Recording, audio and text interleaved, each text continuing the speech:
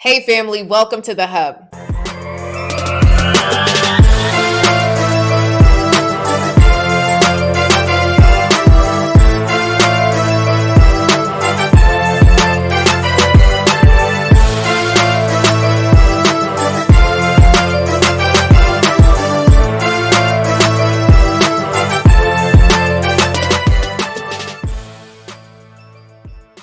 What's up? It's Coach Cass, and I'm back, and I'm so excited because today I have someone really special that I met on Clubhouse. You guys know I'm always in the club. So today I have Lyssa deHart, who is from Seattle. Wow, we're in two totally different spectrums of the country. But what's so beautiful is that Lyssa shared a little bit of her story in Clubhouse, and I had to know more. Lyssa is a whole life coach to get your whole life together, and we are just excited to have you here. So welcome, Lyssa. Thank you so much for having me, Coach Cass. I'm super excited to be here with you today. I love your energy. So happy to have you. So, what intrigued me the most about you is that you shared that you went on 181 dates. What? I know. I was like driven. I was really driven. It's sort of funny. I think like all of us, we have this story of where we came from, and where I came from did not really demonstrate this is what a healthy relationship looks like. And so I came out of that going into a lot of relationships that were pretty fairly unhealthy as a result of that. I went to graduate school and got my MSW, and I didn't date at all. In fact, I really just took a hiatus. I'm like, I'm just going to go to graduate school and just focus here, be with my friends, study, blah, blah, blah. But when I got out of graduate school, I was like, okay, now I'm ready to kind of sort through what it is that I'm looking for in a relationship.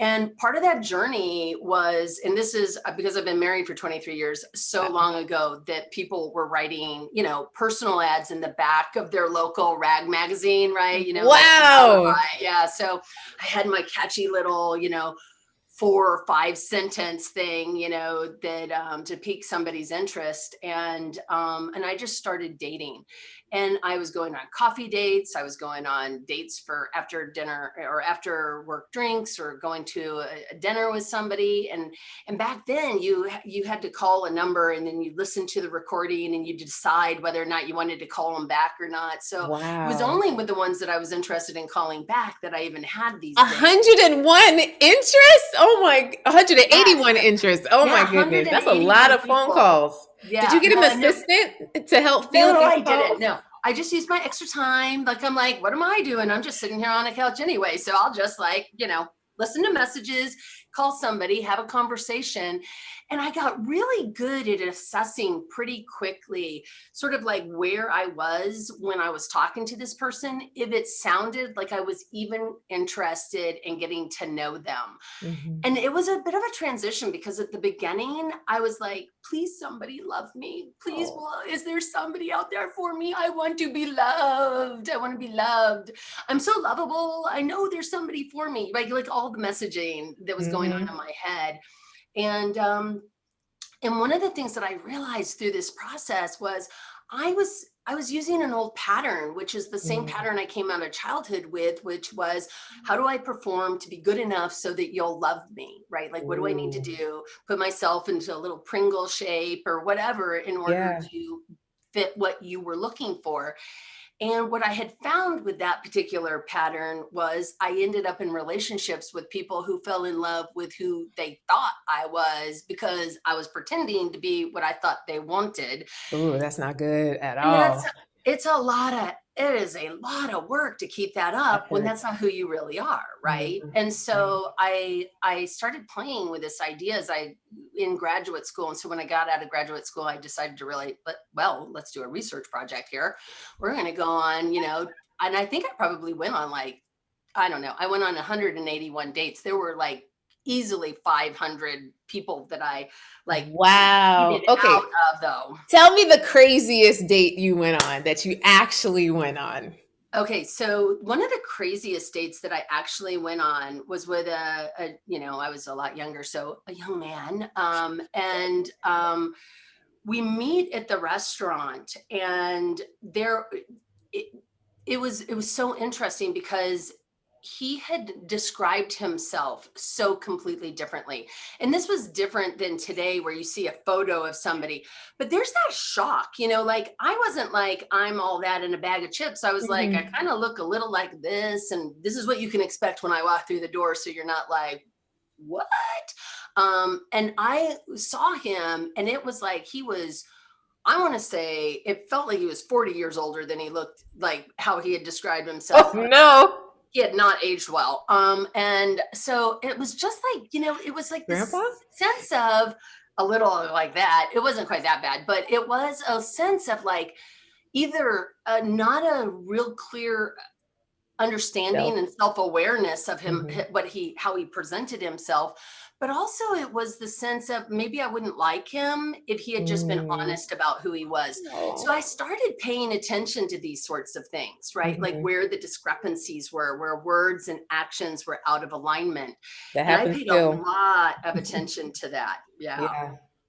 Okay, so the trends. What did you see in the trends through the dates? Was there anything that you saw that kind of was consistent through all of your dates? Like, You know, honestly, when I met my husband, it was so funny, Mr. Lucky 181.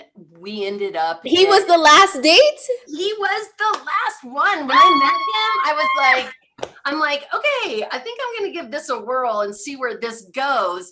And then it's just kept going and going and going. So 23 years Wow. Wait, later, wait, pause. Let's wait, pause. There we go. 181. How did you keep up the strength?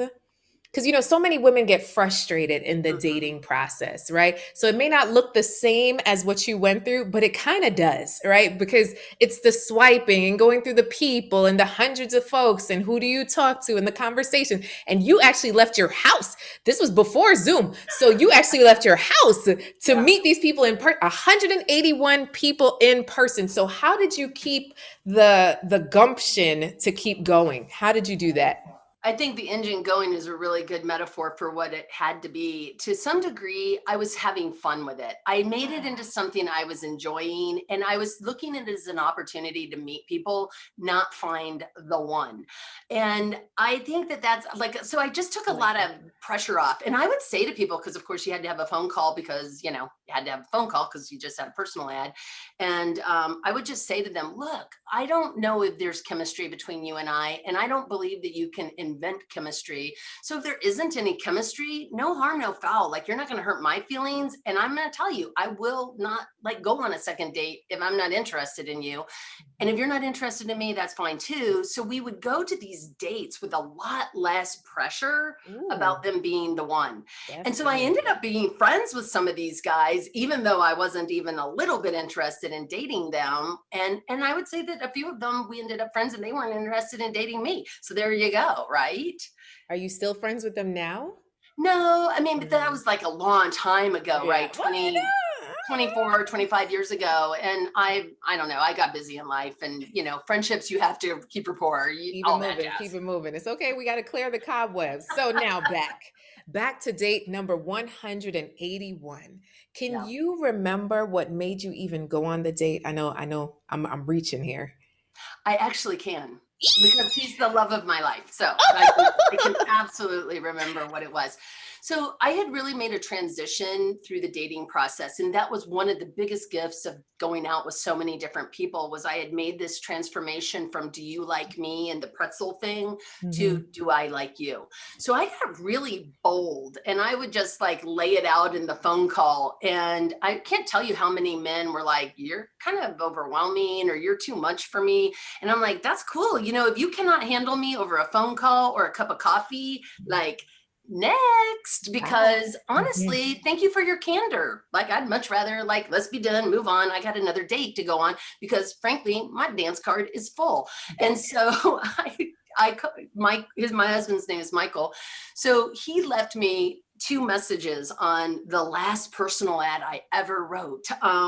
He was my first and second call. And the first call was beautiful, and he was very friendly, and I liked his voice. He had a really nice voice, and I just got a sense of I liked him. And then he was the second call, and he goes, I don't know if you got my first message, because I realized I didn't press pound, so I don't know if it's saved. So either I look like an idiot and I'm just repeating myself, or you have no idea what I'm talking about. And I started laughing because I was just like, I love the confidence to just like call back and be real about what just happened. And Yeah. then say, and if I didn't leave a message and you don't know what I'm talking about, I'd still like to meet you for a cup of coffee.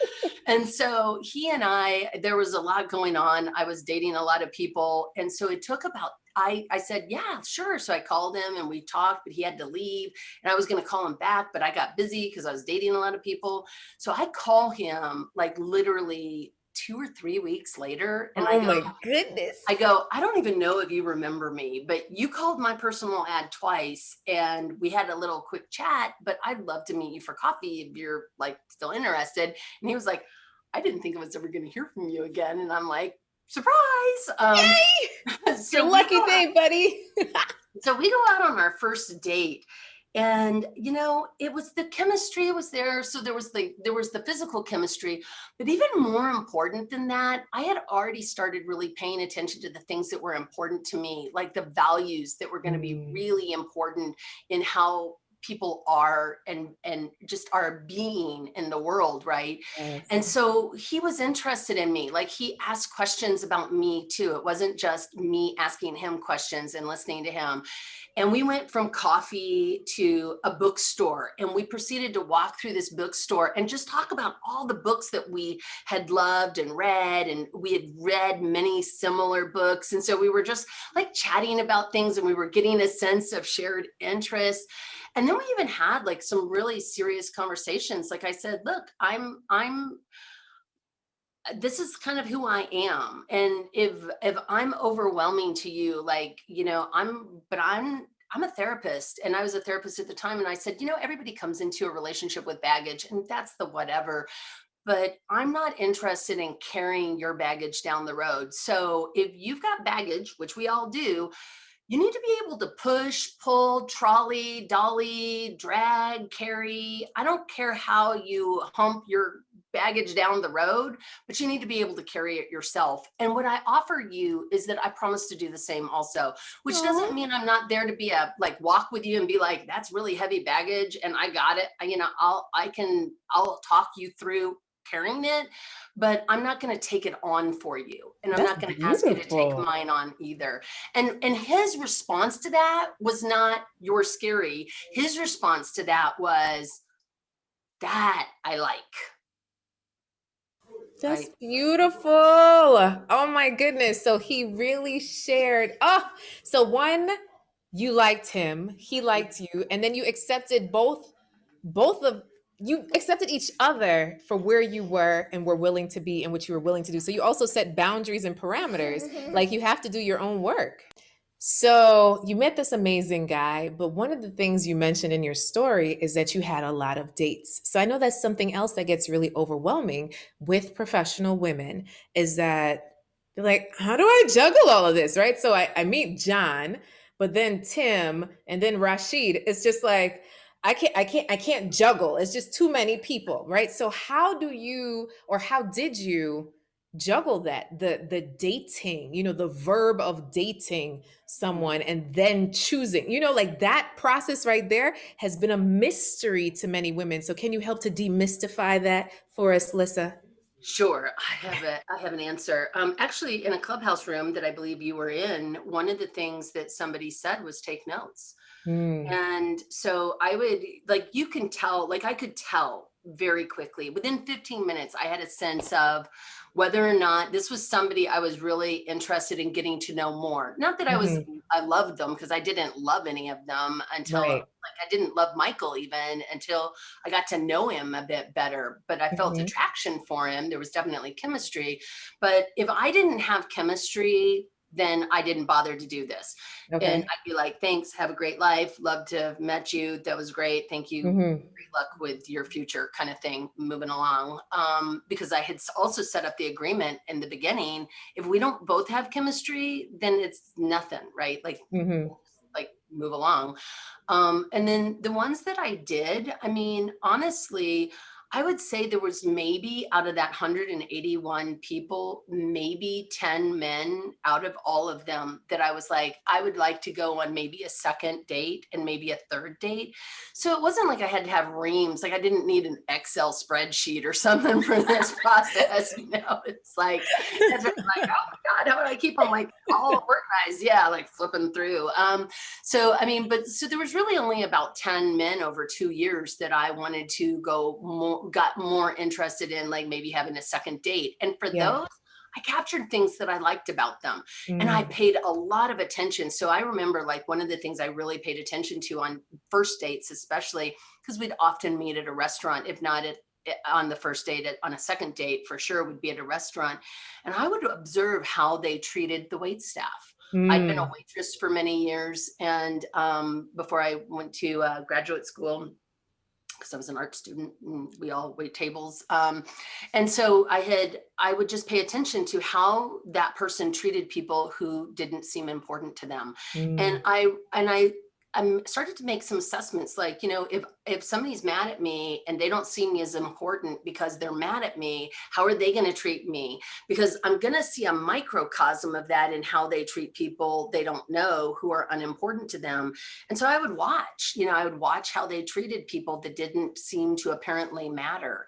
I also really paid attention to how they treated me when they thought I did matter, and just like I just started to look for these things. And the way that I kind of sum it up is when words are out of alignment with actions, always listen to actions. So I'm like always was paying attention to what are the actions and the words and where's the alignment? Because as soon as there was a misalignment between words and actions, I was like, I need to be curious about this.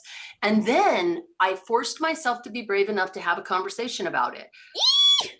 Like, hey, but okay, so how do you broach that? Hey, guy, you said you were gonna call and you did it. Like, what do you? What do you Well, that one's easy. A okay. guy who says he's going to call and doesn't is telling you very clearly something with his actions. It Mm. doesn't matter what he's saying, because a man will walk naked through a snowstorm if he wants to see you.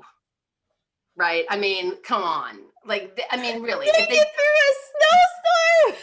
don't you think, like, when your husband was getting to know you, he was gonna, like, I mean, he would Girl, he at least was call on you. time Yeah. every time, And this making is the plans, deal. calls. Yeah. We're all at our best in the dating process. So if in Yeah. the dating process they're showing up not so good, there's like, notice that, like, pay attention. They're not saying it in words, they're telling you in their actions where they are. And Mm. I have two stories. So one of them is with a date at Dear John. I ended up writing a Dear John letter, but he was so, oh my God, just physically like the most beautiful man I'd seen ever in my life, I think. Yes, exactly. And I'm like, and even in my own head, I was like, I think I'm out of my class here, but but like he says he's Fabio. interested. So like, let's go on a date. And so he and I had started dating a little bit, and then he blew me off for a date. Ooh. And I'm sitting there at home going, WTF? Like, I could be in a movie with my girlfriends right now. Like, Right. I'm sitting here and I had a lot more makeup on than I do right now. And I was ready That to takes go out. effort. Yeah, That's real there was effort. effort. That You had was a bra on, girl. That's a lot. that's right. I'd gone all out. And so I called him and I'm like, what happened? And then there was the excuse about being sick. And I said, okay, all right, people get sick. I wish you would have called me just to let me know on your way home that you were sick and you weren't going to be coming by, because I could have had other plans. So he said, oh, it'll never happen again.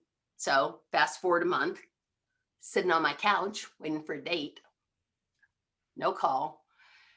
And at that point, I was like, all right, this is interesting. I'm going to pay attention. And so we had a second conversation. And I said, look, if you don't want to date me, you're not going to hurt my feelings. Like, I'm okay with it. But if you do want to date, then this isn't how I'm going to allow myself to be treated. So let me just be crystal with you. This happens one more time, you will not hear from me ever again. And he was like, I really do want to date you. I went to his work. I wrote a letter because I knew I would be like, as I was saying it, right? So I'll stand here while you read my letter. Maybe that was kind of a silly way to do it, but I was also, 27, I 28. tell my clients to write notes all the time because we get emotional and we forget what we meant to say. And then after we're like, dang it, I missed Yeah. that bullet point. I know. And I So, didn't want to be blaming, like, look, if you don't like yeah. me, that's okay. Or if you like Hmm. me as a friend, I'm happy being a friend with you because I really Right. enjoy you also. But I don't enjoy this treatment, right? Like this Hmm. behavior isn't working for me. So, of course, there was the third time, fast forward another month, there was a third time. I never spoke to him again. I just like it. I did have to have my girlfriends kind of help me throttle back because because I was a therapist, I'm like diagnosing him, all the things that are wrong with him, wanting He's to a narcissist. yeah, that's right. Can I write you your diagnosis and leave it under your window shield on your car? And I had to like work through that and like shake it off. But that was like one way where the actions and words were just so completely out of alignment, and it just told me he wasn't that into me, right? So that's Hmm. okay. Move along, right? Don't Yeah. get attached there. Don't drop anchor in that situation.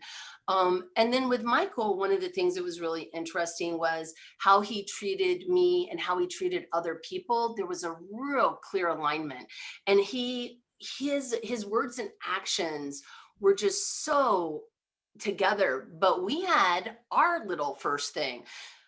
So I go to it's the end of the year and I'm late on getting my registration for my license plate. And so I'm going to the mall, to the DMV, and I'm sitting there and I text him or call him and I say, hey, bless you, I'm sitting at the DMV and I'm number 492, so I'm going to be here for a little while.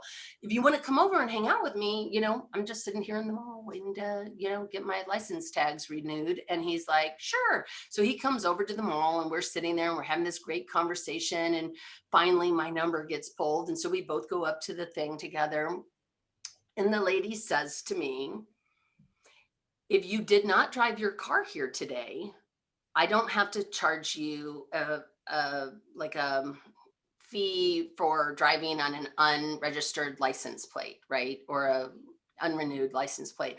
But if you drove your car here, I'm going to have to charge you whatever the Oh fee my is for, right? goodness. And without asking me or anything, he says, I drove her here, Oh, right? So theoretically, I mean, this isn't in the scale of lying, this isn't like the biggest lie in the whole entire world. And right. I just kind of looked at him, looked at her, and I just was like, how much do I owe you? And like we just went on. But as Right. we left, I said to him, Mhm. yeah, so I mean, it was like, hey, we need to have a conversation about these values. And so I just, so we just talked it through. And one of the things that was really important out of that was not that his values were bad and mine were good or any of that kind of judgment, but was that we were able to have that conversation. And that told me so much about the kind of person he was going to be if I challenged him on something. But also, when I said I didn't really appreciate you answering for me in the future, I'd really like the opportunity to answer for myself unless I asked for your help. And he got that also. He's like, you know what? I am super sorry that I did that. So the alignments in our values, like where were they? And so we just had the conversation, and I learned so much about who he was as a person by the fact that he was fine when I said, I really didn't like you answering for me. I mean, I like you, but I don't really know you very well. I invited you here to get to know you better. And then the other thing is, what does honesty mean to you? Because I had driven myself to the mall to get this license. And we had the most robust, fascinating conversation about where our values were. And I would say to this day, his idea of honesty is if nobody's getting hurt and it's something like a $25 fee at the DMV, then maybe it doesn't matter. On the other hand, his honesty around something important, he's like integrity man. right? Yeah. Like, so, but we had that conversation and we also got to determine how we were going to navigate a difference when it came up, which was really respectfully, which really told me so much about him, right? This is just beautiful. Okay. And I know, Lyssa, that this is a short interview and you have so many clients and so many things to do. So if anybody listening is like, wow, Lyssa is the bomb. Look at how she navigated this whole world and she helps you navigate your whole life as an executive, as a coach, and as a person. So if you want to connect with Lyssa, how can they find you, Lyssa? Well, the easiest place to find me is either on Clubhouse, Lyssa deHart, I'm the only one there, or on LinkedIn. I'm really the only Lyssa deHart in the world. I've got that name. So that's me on LinkedIn. That's me on Clubhouse. I am on Facebook or Instagram, but I don't spend as much time in those spaces. So It's okay. It's okay. And something that I will share is that recently I came across an app called S'more, like s'mores, like with the chocolate and the marshmallow, the s'more. It's called S'more Dating. And what they do is you start out with questions, then you kind of go to like voice, and then you go to video, and the video is blurry, and then you get to see people. So I feel like they're kind of taking it back in the day to get to know yeah. someone before seeing them. So Yes. that's a cool app I'll put out there for you guys to check out just based on what Lyssa has shared with us here today. Lyssa, I just want to say thank you. Thank you for sharing your journey and showing that don't give up, right? Don't give up when it comes to dating because you just never know. Your Mr. Right might be number 181.